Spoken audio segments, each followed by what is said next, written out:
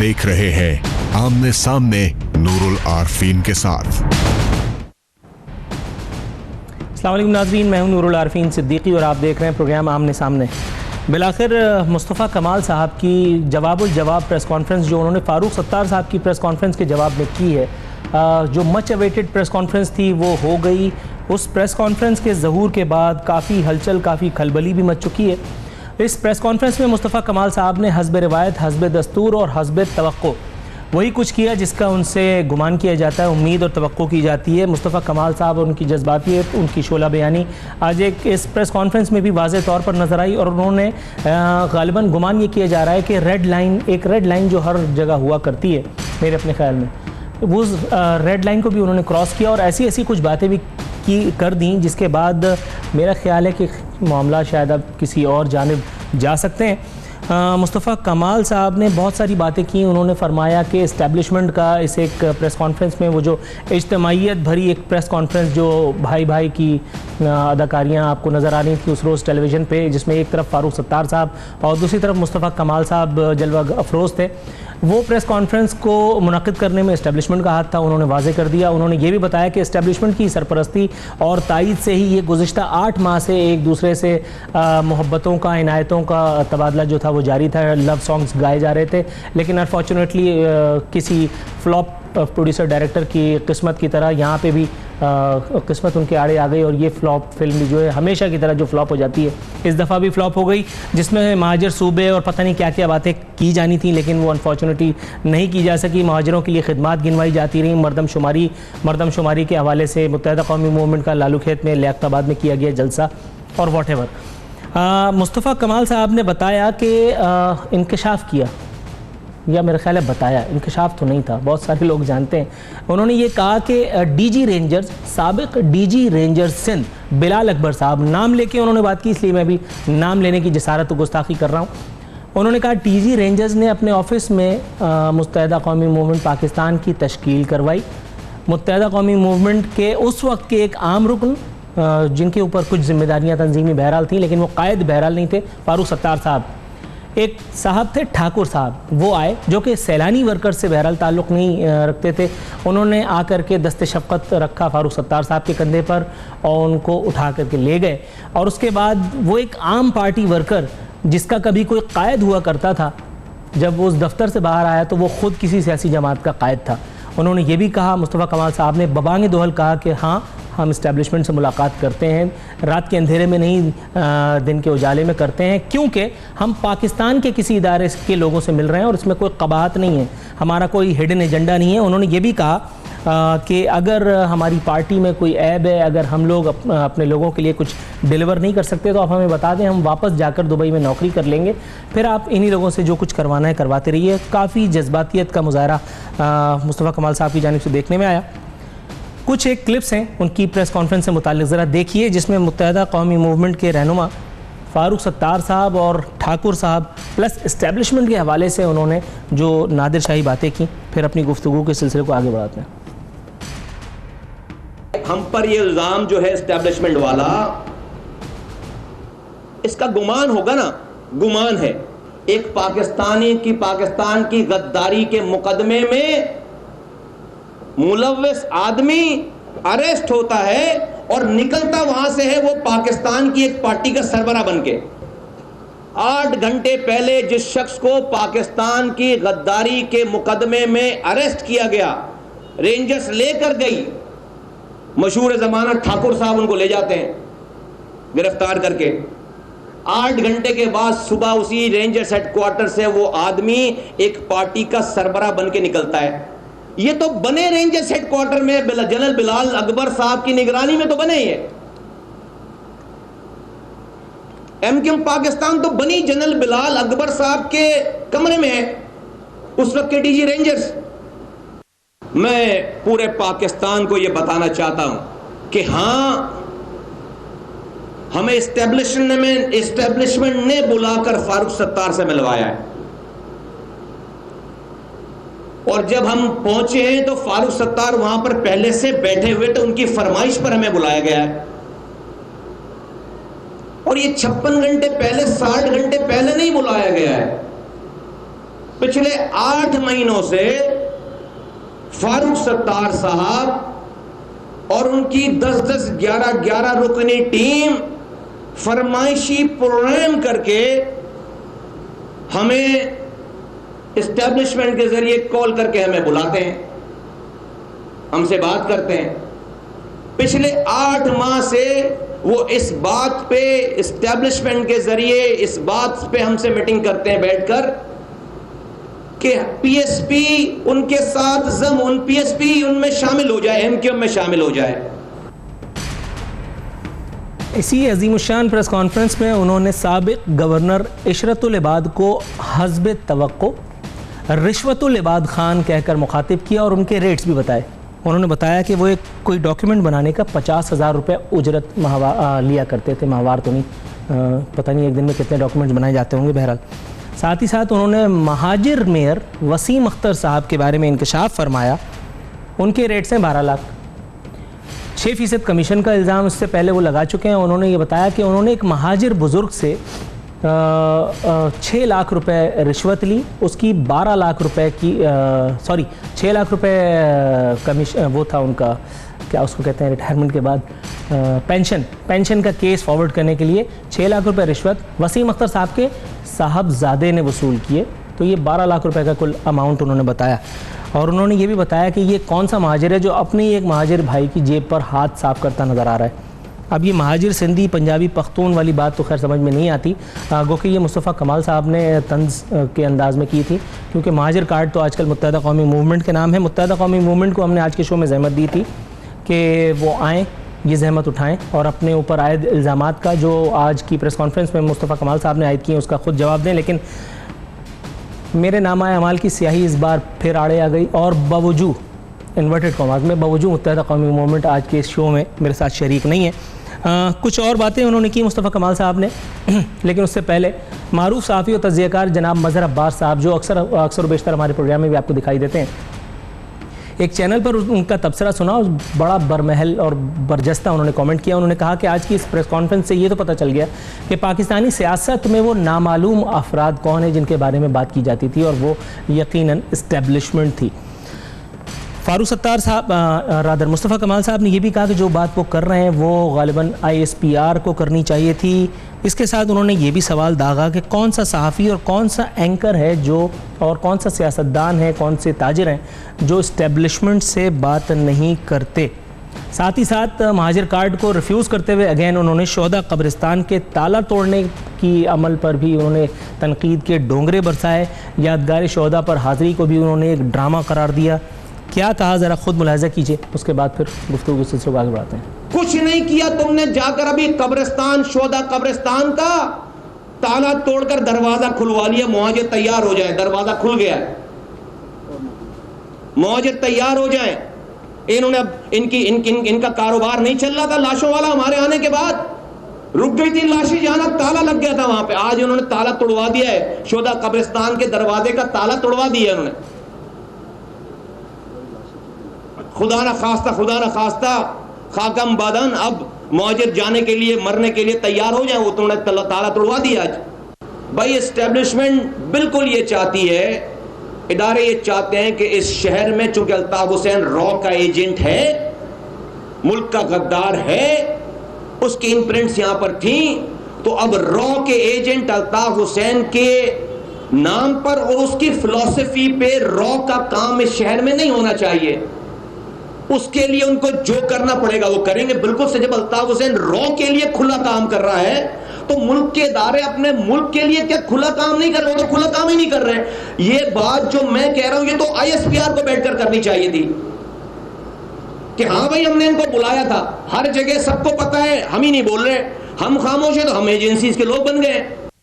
पाकिस्तान का कौन सा सहाफी है, कौन सा एंकर है और कौन सा पॉलिटिशियन है, कौन सा बिजनेसमैन है जो एस्टेब्लिशमेंट से बात नहीं करता? तो मुस्तफा कमाल तो पहले दिन से कह रहे हैं मुझसे ज्यादा एस्टेब्लिशमेंट से बात ही नहीं करता कोई, इसलिए कि मेरे पास 300 माएँ रोजाना आती हैं जिनके बच्चे लापता हैं, तो वो ईदी सेंटर में तो है नहीं, तो मैं उन माओं के बच्चों को छुड़वाने के लिए एस्टेब्लिशमेंट से बात नहीं करूंगा तो और किससे बात करूंगा? एजेंट नहीं हूं मैं, एजेंट नहीं हूं मैं। एजेंट होता तो 2013 में सेनेटरशिप छोड़कर नहीं जाता, एमक्यूएम में रहकर एजेंट बनता। बहुत सारे सवालात थे जो मुस्तफ़ा कमाल साहब ने पूछे मुत्तहदा कौमी मूवमेंट और उनकी क़यादत से। बहुत सारे सवालात थे जो मैं पूछना चाहता था, यानी कि हम कब तक, 70 साल तो हो चुके हैं, हम कब तक महाजर रहेंगे, हम पाकिस्तानी कब बनेंगे। अगर इसमें इस्टेब्लिशमेंट या इसमें पाकिस्तानी सियासतदानों या उन सियासी जमातों का हाथ है जो हमें पाकिस्तानी बनने नहीं देना चाह रहे बकौल एमक्यूएम या मुत्तहदा कौमी मूवमेंट के परसेप्शन के मुताबिक, तो मुत्तहदा कौमी मूवमेंट ने उन तमाम अदवार में जब वो इक़्तिदार का झूला झूल रहे थे, महाजरिज़म का कार्ड खेल रहे थे, उनके गवर्नर भी यहाँ सूबे में नाजिल थे, उनके मेयर भी यहाँ मौजूद रहे, मुत्तहदा कौमी मूवमेंट ने कौन सा तीर तोप चला लिया। एक बात। दूसरी बात ये कि मुत्तहदा कौमी मूवमेंट दूसरों को इस्टेब्लिशमेंट की पैदावार बताती रही है। अब जो ख़ुद मुस्तफ़ा कमाल साहब ने अपने तौर पर भरना फोड़ा है कि दरअसल मुत्तहदा कौमी मूवमेंट पाकिस्तान, यानी वो ग्रुप महाजिरों का, महाजिर अवाम का, जो फ़ारूक सत्तार साहब की क़यादत में आजकल सियासत फरमा रहा है, दरअसल वो ही एक जनरल के कमरे से बन करके निकला है। और वही है कि जो अगर ज़रा सी आवाज़ बुलंद करें मुस्तफ़ा कमाल साहब तो ज़रा सा रस्सी उनकी तना दी जाती है और उनको मैसेज करवा करके अपनी टोन डाउन करने के लिए कहा जाता है। पाकिस्तानी सियासत में इस्टेब्लिशमेंट का अमल दखल, पाकिस्तानी सियासतदानों का इस्टेब्लिशमेंट के हाथों में खिलौना बने होना, ये कोई मौजू नहीं है, इसलिए इस मौजू पर मैं आऊँगा नहीं। इसलिए नहीं कि मेरी अपनी डोर भी कहीं से हिल रही है, अल्हम्दुलिल्लाह मेरी डोर तो खुद मेरे ही हाथ में है, अल्लाह रब्बुल इज़्ज़त के। ये आउटडेटेड मौजू है, अगर इस पे बात करना शुरू करेंगे मेरे ख्याल है 101 प्रोग्राम्स तो चाहिए।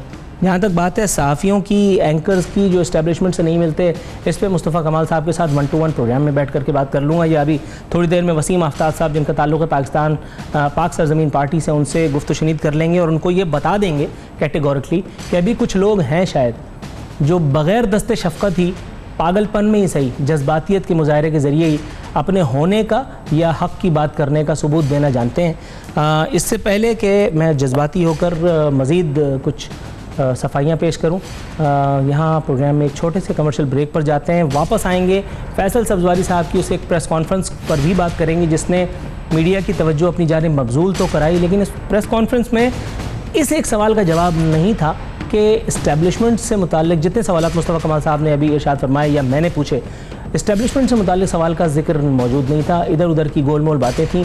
क्यों ऐसा था, इस पर बात करेंगे हमारे आज के प्रोग्राम में। मेरे साथ मौजूद होंगे मारूफ सहाफ़ी और तज्ज़िया का जनाब अवैस तौहीद साहब, टेलीफोन लाइन पे मैं ज्वाइन कर रहे हैं, और साथ ही साथ पाक सरज़मीन पार्टी से वसीम आफ्ताब साहब, लेकिन एक मुख्तसर से ब्रेक के बाद।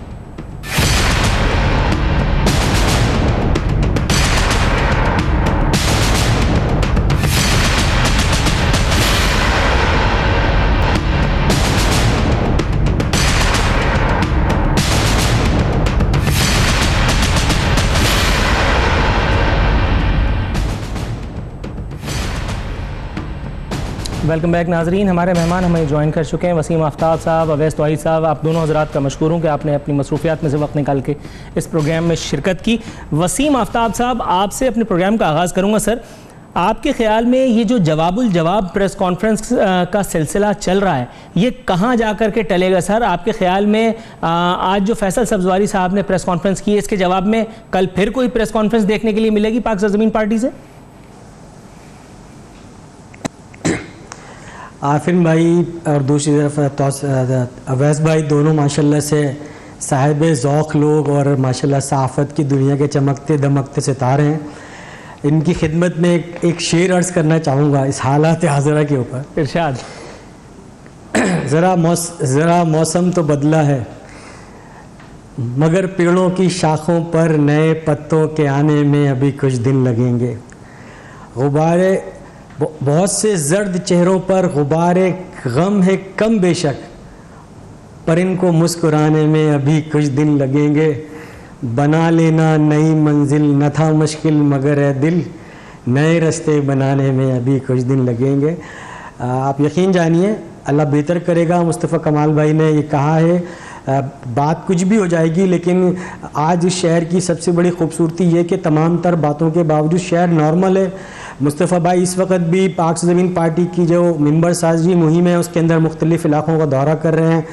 दूसरे साहिबान भी कहीं ना कहीं मसरूफियात में होंगे। तो जो खूबसूरती है तमाम सूरत हाल की वो ये है कि शहर नॉर्मल है, वो अपनी बात कर रहे हैं, मैं अपनी बात कर रहा हूँ। अच्छा, उन्होंने एस्टेब्लिशमेंट के किरदार के हवाले से जो इंकशाफ फरमाया है, जो बम फोड़ा है, उसके बाद से कुछ लोगों को ऐसा लग रहा है कि मुस्तफ़ा कमाल साहब इसलिए अपेयर नहीं हो रहे क्योंकि कहीं खुदा न खास्ता तलबी हो गई है। क्या कहेंगे सर? मेरे ख्याल में अगर ये फैसल भाई के हवाले से बात कर रहे हैं तो मैं नहीं समझता हूँ कि फैसल भाई तंजीमी जो भी उनकी सियासी उम्र है वहाँ पर वो इतनी बड़ी है कि हम सब मिलकर उसका जवाब दें। वहाँ पर भी उन्होंने मतलब फारूक भाई नहीं आए तो मेरी पार्टी के सरबराह ने जिनको जवाब देना था उनको दे दिया। अब ज़रूरी नहीं है कि आपने कहा ना कि जवाबुल जवाब में मैंने कहा था मेरा चेयरमैन इस वक्त शहर के अंदर अपनी जो मिंबर साजी मुहिम है उस पर निकला हुआ है और आपका मीडिया खुद उसको दिखा भी रहा है। तो अल्हम्दुलिल्लाह जवां हौसले, ऑल इज वेल, जवां हिम्मत, ऑल इज वेल। अवैस तौहीद साहब, सर आपको प्रोग्राम में शरीक गुफ्तगू करूंगा। सर ये मुझे बताइए कि MQM पाकिस्तान की तश्कील में जनरल बिलाल अकबर के किरदार के हवाले से और पाकिस्तान रेंजर्स सिंध के किरदार के हवाले से जो इंकशाफ फरमाया मुस्तफ़ा कमाल साहब ने, आपके ख्याल में फिर उसके बाद महाजिर कौम को बिलाल अकबर साहब का मशकूर होना चाहिए कि उन्होंने MQM लंदन के उस खला को पुर कर दिया, या ये एक ज़्यादती थी महाजिर कौम के साथ, पाकिस्तानी अवाम के साथ, कि जिस पर बहरहाल कहीं ना कहीं किसी न किसी से मिजाज पुरसी होनी चाहिए? क्या कहेंगे सर? देखिए, आज मुस्तफ़ा कमाल साहब की जो प्रेस कॉन्फ्रेंस थी वो काफ़ी तवील थी और ख़ुद वसीम आफ्ताब साहब ने नई राहें, नई मंजिल, नए पत्ते, लेकिन ये जो आपस में जो पुराने साथी हैं, सेक्टर यूनिट से सियासत इन्होंने एक साथ की हुई है, एक दूसरे को शनासा हैं, एक दूसरे के साथ उठे बैठे हैं, जिंदगी भर का सफर साथ तय किया है सियासी जिंदगी का। अब वो जो जबान इस्तेमाल कर रहे हैं, जो इल्जामात दर इल्जामात की जो एक फहरिस्त है लंबी, उसमें मैं और आप नूरुल आरफीन साहब क्या सैनिटी हम उसमें क्रिएट कर सकते हैं? कराची के अवाम जिसका आपने जिक्र किया, क्या उनके लिए ये खिज़ां का मौसम जो है वो तवील होगा इनकी लड़ाई में? क्या मुहाजिर वोटर जो है वो मजीद कंफ्यूज नहीं होगा क्या? और खुद जो बात आज एक करेजियस और डेयरिंग बात थी जो मुस्तफ़ा कमाल साहब ने की, एस्टैब्लिशमेंट का जिक्र किया, लेकिन ये सारे जो इल्जामात उन्होंने लगाए हैं वो, और जाहिर बात है कि दूसरी जमात इन पे इल्जामात लगाती रही है, लेकिन जो असल में मुझे जो नूरुल आरफीन साहब बात यह है कि जो कराची की सियासत में खिलवाड़ करते हैं या कराची की जो सियासत के इंतशार है, वो इसका मतलब है कराची के अंदर इंजीनियरिंग कर रहे हैं, कराची शहर के अंदर सियासत की इंजीनियरिंग कर रहे हैं। ये बिल्कुल ऐसे ही है, ये समझ नहीं पाते फिल्म बनाने वाले कि किस तरह के ये कैरेक्टर्स डालेंगे। ये क्या MQM पाकिस्तान के जो लीडरान हैं या उनके वर्कर्स हैं उनको हलफ लेना पड़ेगा वफादारी का? जो PSP के लोग हैं उनको क्या एफिडेविट जमा कराना होगा? हर एक को कानून और कानून के मुताबिक, कानून और आइन के मुताबिक सियासत की इजाजत होनी चाहिए। और आप ये देखिए कि इस तरह के कैरेक्टर्स, ये फैसल वाडवा और कौन, ये कामरान टिसोरी, ये हम और आप नहीं जानते ये कौन से कैरेक्टर्स हैं। ये वाली सियासत पनप रही है। तो जो कराची के जो सियासी शऊर रखने वाले अवाम हैं उन्होंने इनको माजी में वोट दिया है, माजी में इंतखाबात जिताए हैं, माजी के अंदर इनकी सियासी बका, सियासी लड़ाई के अंदर साथ रहे हैं, और उसके अंदर इस्टेब्लिशमेंट का साथ।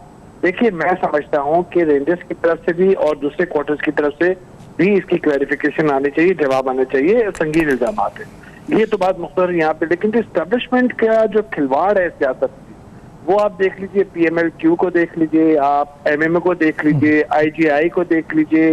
ये सिर्फ कराची, पूरे मुल्क के अंदर आप देखें। आप अभी 2 रोज के पहले देखिए आप कि साबिक सदर परवेज मुशर्रफ जो हैं वो एक पुराने से एक टेलीफोन पर एक प्रेस कॉन्फ्रेंस कर रहे हैं और वहां पे एक तस्वीर नजर आ रही है, एक तस्वीर आदमी पढ़ रहा है, अजीब अजीब शक्लों के लोग बैठे हुए हैं, अवामी इत्तेहाद की बात कर रहे हैं, सारी सियासी जमातें उसमें, ये स्क्रिप्ट लिखने वाले स्क्रिप्ट लिखा रहे हैं। आप ये देखिए नूरुल आरफीन साहब के स्क्रिप्ट के अंदर भी कोई एंडिंग होती है, कोई हैप्पी एंडिंग होती है, कोई ट्रेजेडी होती है। नहीं सर, हैप्पी एंडिंग तो हो रही है। कतल कलामी की इजाजत दी गई अवैस तौहीद साहब, मुस्तफ़ा कमाल साहब गरजे बरसे, उसके बाद उन्होंने आखिर में आई लव यू कह दिया, और उस दिन फारूक सत्तार साहब ने डांट डपट की, उसके बाद उन्होंने भी आई लव यू कह दिया, गुलाब का फूल पेश कर दिया। ये हो क्या रहा है? मतलब शुरू में डांटते हैं, बाद में जो है पुचकार देते हैं। आप ये देखिए कि जो सलावातें सुनानी थी दोनों तरफें से वो सुना दी, क्या क्या इल्जामात नहीं लगाए। एक वालदा साहिबा की एक एंट्री हुई, ड्रामा एक पूरा कितने घंटे का हुआ, अपने साथियों से नाराजगी हुई फारूक सत्तार साहब की, छत के ऊपर कामरान टसोरी, वसीम अख्तर, इनसे नहीं मिलूंगा, 2-3 मीडिया के लोगों को बुलाया था, उसके बाद एक खत भी उन्होंने लिख दिया। उसके बाद मुस्तफा कमाल साहब ने इतनी इल्जामात की फहरिस्त जो है वो की, उनके साथ बहुत ही पुराने सियासतदान जिनको तंजीम के अंदर बहुत इज्जत है, अनीस क़य्यूम खानी साहब, रजा हारून, ये सारे, वसीम आफ्ताब, सारे लोग आज बैठे हुए थे। और मुझे ये हो रहा था कि इतनी सलावातें दोनों जानिब से तरफें से सुनाने के बाद आखिर में कि हमारे दरवाजे खुले, कौन से दरवाजे खुले हुए भाई, कौन से कुफ्र लगे हैं इसके अंदर? उसके अंदर ना कोई सुराग नजर आ रहा है, ना हवा का झोंका नजर आ रहा है। उस इल्जामात के बाद एक दूसरे पर किस तरह हो सकता है? और आप देखिए कि जो भी हुआ 25 घंटे तो वो इत्तेहाद या इंजमाम चल नहीं सका, तो आगे चल के क्या हो सकता है? बात यह है कि हर एक को कानून और आइन के मुताबिक सियासत की इजाजत देनी चाहिए, और इन लोगों को ये देखना चाहिए कि ये बेसिकली स्क्रिप्ट जो है वो किसके लिए है? आवाम के लिए है, कराची के लिए है, वरना कराची के अंदर यतीमी मिस्कीनी रहेगी, कराची की ओनरशिप तो किसी ने भी नहीं दी। अब ये इस हाई टाइम कि ये 2.5-3 करोड़ की आबादी है, इसके अंदर आप लड़ लें, बढ़ लें, या फिर आगे कोई कंस्ट्रक्टिव काम कर लें, तो वो एक नई राह होगी, वो एक नई मंजिल होगी, और खिजा का मौसम जो है वो बाहर में जब भी तब्दील हो सकता है कि इस कराची के अंदर ओनरशिप कोई ले, ये यतीमी मिस्कीनी खत्म हो। अच्छा वसीम आफ्ताब साहब, सर ये बताइएगा कि फैसल सब्जवारी साहब ने जो प्रेस कॉन्फ्रेंस की, उस एक प्रेस कॉन्फ्रेंस में मां सिवाय एस्टेब्लिशमेंट की बात का जवाब देने के तमाम चीज़ों का जवाब दिया गया। उसमें महाजिर सूबे के हवाले से भी वजाहत कर दी गई, मुत्तहदा को रॉ के एजेंट कहने के हवाले से भी वजाहत कर दी गई। उसके बाद मुस्तफ़ा कमाल साहब से ये भी पूछ लिया गया कि जी अगर हम रॉ के एजेंट थे तो आप हमारे साथ क्यों बैठे। ये लैंड क्रूज़र वाला मामला भी उसमें ज़ेर बहस आया था। ये लैंड क्रूज़र सर अगर इतनी ही मुतनाज़ है, ना आपके लिए काबिल कबूल है ना उनके लिए, तो सर मुझे दे के जान छुड़ाएं, फिर बिलावजह क्यों एक दूसरे से लड़ाई झगड़ा कर रहे हैं। अल्लाह अल्लाह खैर सल्ला करें, माफ़ी करें, शहर में अमन व अमान रहेगा, मज़े करेंगे आप भी और मैं भी, आने जाने में सहूलत उठाऊँगा। देखिए आरफीन भाई और अवैस भाई, अवैस भाई ने जिन दुख का इजहार किया मैं उसकी कदर करता हूँ, क्योंकि हर जो दुखी दिल है, जो मोहब्बत करता है सूबे से, सूबे के लोगों से, शहर के लोगों से, उसको यकीनी तौर पर उसका इस तरह दुखी होना बिल्कुल बजा है और उसकी हम कदर करते हैं। देखिए अवैस भाई, आपकी अपनी सहाफ़ती ज़िंदगी, आपने कहा कि हम लोग यूनिट से ऊपर तक आए हैं। इस 30-32 सालों में हमने जितनी महाजिर सियासत की है, उसके नतीजे में आज हम अपनी कौम को अगर पीछे पलट कर देखते हैं तो मैं देखता हूँ कि मेरी कौम के पास से तालीम जा चुकी है। मेरे शहर में ना सेहत है, ना अच्छी आज 32 साल बाद जब MQM बनी थी, उस वक्त पानी का इशू नहीं था, उस वक्त कचरे का इशू नहीं था।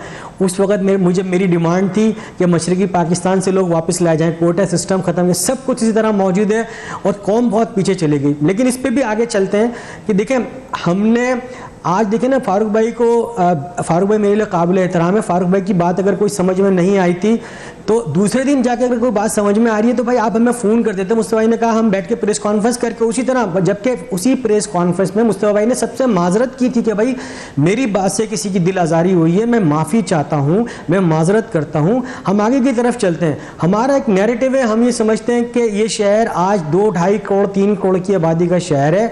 इसके ऊपर सिवाय लसानियत के अगर हम जो भी हम महाजिर हैं, हमें पता है कि इस सारी सियासत के नतीजे में हमारी कौम पीछे चली गई है। इस शहर में दूसरी भी कौम के लोग रहते हैं, हम इनको ओन करें, इनको गले लगाएं और खुद लीड करें। यकीनी तौर पर हम आगे बढ़कर काम करेंगे, सबके लिए अच्छाई करेंगे, उसके नतीजे में खुद ब खुद महाजिर कौम के लिए आसानियां पैदा होंगी। लेकिन राइट सर, अब आपकी इसी आसानी के साथ यहाँ मुझे भी निहायत ब्रेक लेने का मौका इनायत कीजिए। ब्रेक से वापस आऊंगा तो फिर मजीद आसानियां या मुश्किलात पैदा करने की कोशिश करूंगा। नाज़रीन, यहाँ वक्त प्रोग्राम में एक मुख्तसर सी कमर्शियल ब्रेक पे जाने का।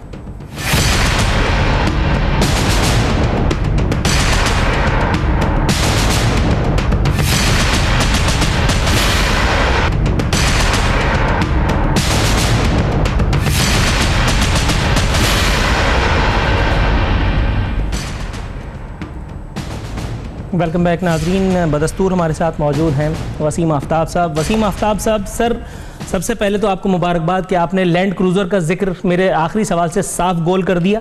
अब मैं आता हूं अपने अगले सवाल पर। ये मुझे बताइए, यादगार शोहदा पर हाज़िरी देना और शोहदा कब्रिस्तान पर हाज़िरी देना, और वो भी इसे पर्टिकुलर टाइम पर, आपके ख्याल में इसे एक वक्त में महाजिर सूबे का शोशा छोड़ना और फिर मुकर जाना और फिर महाजिर कार्ड का जा बजा इस्तेमाल, ये किस हद तक सूदमंद या नुकसानदेह है ऐन इस वक्त कि जब हमारे पास इस वक्त हम अंदरूनी और बैरूनी ख़तरात से जूझ रहे हैं?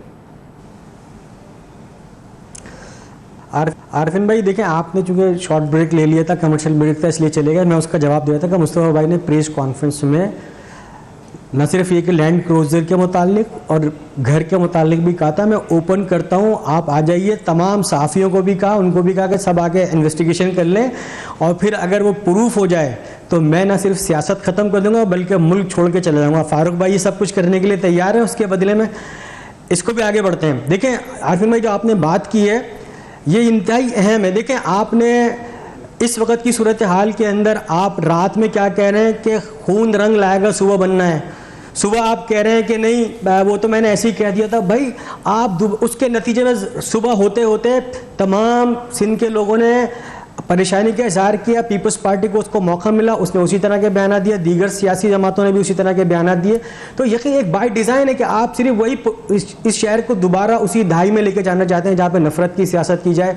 आप लोगों को डरा के महाजिर कौम को, सिंधियों को अलग डराएंगे, सिंधियों पीपल्स पार्टी सिंधियों को डराएगी, और जो है ना महाजिरों को MQM डरा के फिर इस दुनिया पर दोबारा से दो ग्रुप बनाना चाहते हैं। तो मैं समझता हूँ कि देखें, ये इस सूबे के साथ, इस मुल्क के साथ ज्यादती होने जा रही है। खुददारा सियासत कीजिए, लेकिन इस बुनियाद पे नहीं कि लोगों को डरा के अपने कैंप में शामिल कीजिए। हमारा बुनियादी मकसद यही है कि अवैस तौहीद भाई को पता होगा कि जब यहाँ पे कोई सूबे की बात करती है, कोई सिंध में रहने वाले महाजिर किस तरह से परेशान हैं।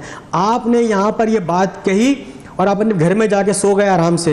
मुस्तफ़ा कमाल ने यही बात की थी लैंड क्रूज़र के हवाले से कि भाई लैंड क्रूज़र पे मैं भी आता हूँ, आप भी आता हूँ, आपके पीछे भी पुलिस है, मेरे पीछे भी पुलिस है, आपको तो कोई कुछ नहीं कहना, मुझे कहेगा।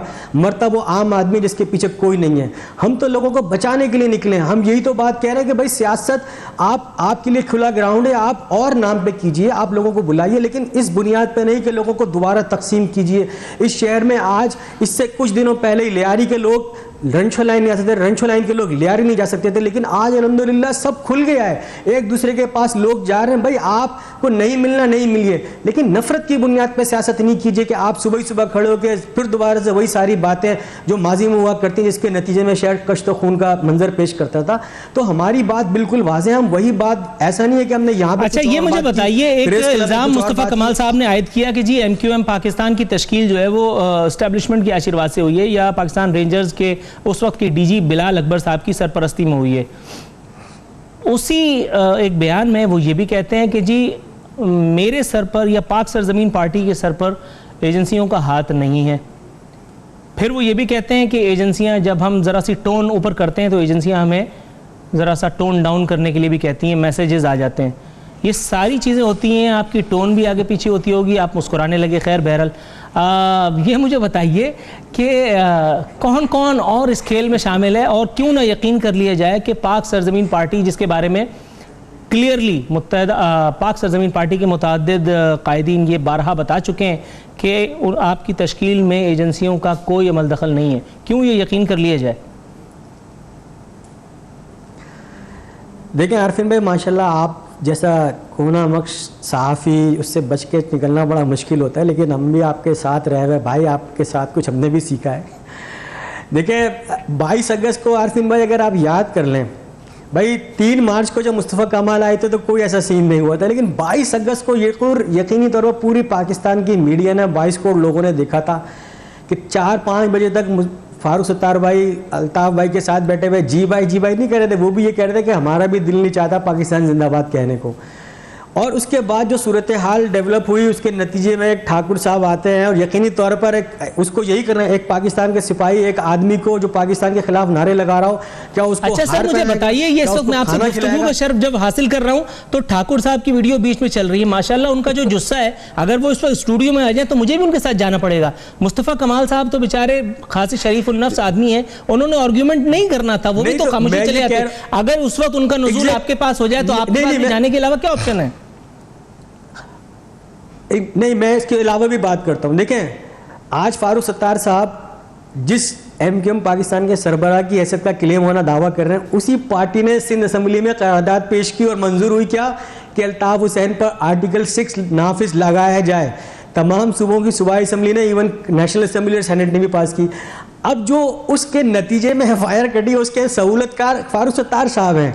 अदालत उनको बारहा बुला चुकी है, वो शहर में नॉर्मल घूम रहे होते हैं। हमारा प्रेसिडेंट अनीस कायम खानी 4 महीने तक जेल में रहता है। तो अब ये बताइए, ये सारा वो बातें हैं। चले, हम तो फिर भी कहते हैं कि भाई शहर के इंटरेस्ट के लिए, लोगों के इंटरेस्ट के लिए अच्छी तरफ, आगे की तरफ चलते हैं। मुस्तफ़ा कमाल ने कल भी आपके लिए बाहें खोली थी, आज भी खोला हुआ है। आपको कोई बात बुरी लगी थी, आप हमें फ़ोन कर सकते थे।